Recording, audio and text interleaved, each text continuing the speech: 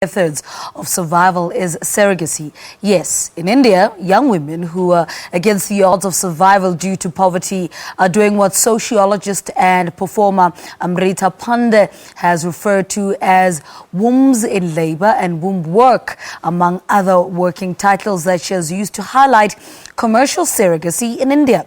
In a latest project titled Made in India, the UCT-based educator and performer under the directorship of Ditte Maria Bjerg used the backdrop of a baby farm owned by one Dr Patel in Anand in India to tell the story of two surrogate mothers, a client and farm owner, from the ordering of a child to the fertilization, pregnancy and the birth, usually via caesarean.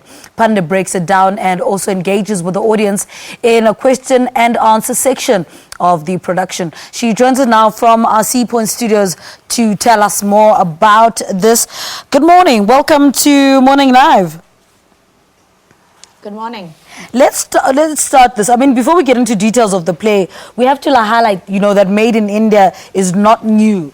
Take us back to, when you first started this work in 2012. Sure. So, as you just said, Made in India is based on my book and my decade-long ethnographic research on the commercial surrogacy industry in India. And I had written the book and I had presented my work in several academic forums when Ditte, who's a producer and director based in Denmark, she read about my work and she wanted to get an aesthetic interpretation of it. And we started working on it together in 2010. The first performance premiered in Stockholm in one of the biggest theatre houses there in Stockholm. And then it toured all over Sweden. Since it was so successful in generating a lot of dialogue in Sweden, we then took it on to Denmark, where it toured again. And since then, it has been traveling all over. But this is the first time that it is coming to South Africa. It has been played to audiences like activists, academics, university students, high school students, union workers. So I'm really excited about bringing it here home. How and when did surrogacy become commercial in India? Well, the first successful case of surrogacy was in 2004. So this has been happening for quite a while in India. And by now it has become a multi-billion-dollar industry. There's been no exact estimate of it, but it seems like it generates about $3 billion every year. Now, what are the biggest issues you explore in the performance lectures, whether this arrangement exploits the surrogate mothers?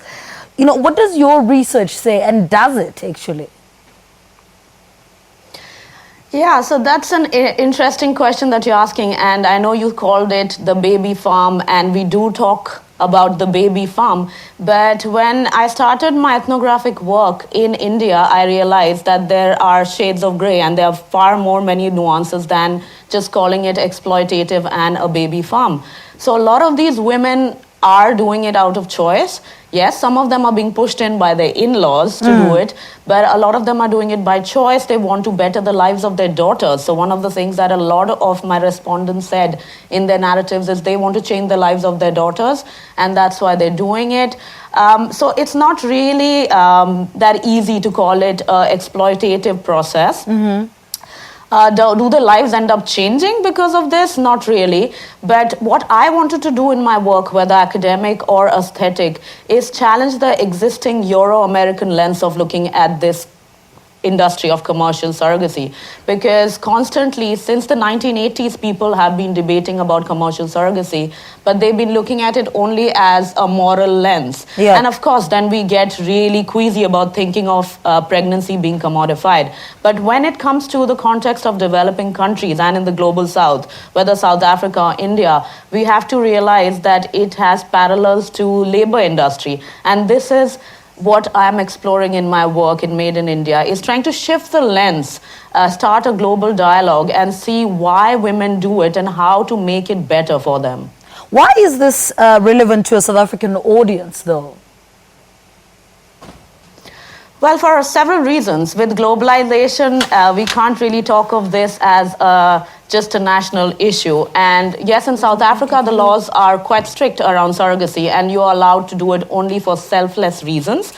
But the thing is that this fertility industry, is what I call it in my next work, is connecting countries in very, very intriguing ways. Cool. And now that reproduction has been broken down and it no longer depends on love and it no longer depends on the body of one person to produce or reproduce a child, what happens is that the egg comes from somewhere else, the sperm comes from somewhere else, the embryo is created, transplanted in the womb of a woman from somewhere else.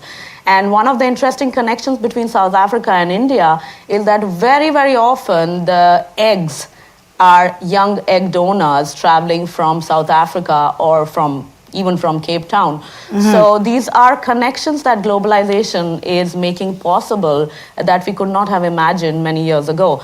So that's one reason why people in South Africa might be interested, but it's a phenomenon happening all over the global south, not just in India. All right, Amrita, thank you so much for speaking to us about her performance lecture titled Made in India. Is University of Cape Town sociologist and stage performer Amrita Pande. The performance lecture will run for one night only at the Theatre Arts Admin Collective in Observatory, Cape Town on the 18th of November 2016. Admission is 50 Rand.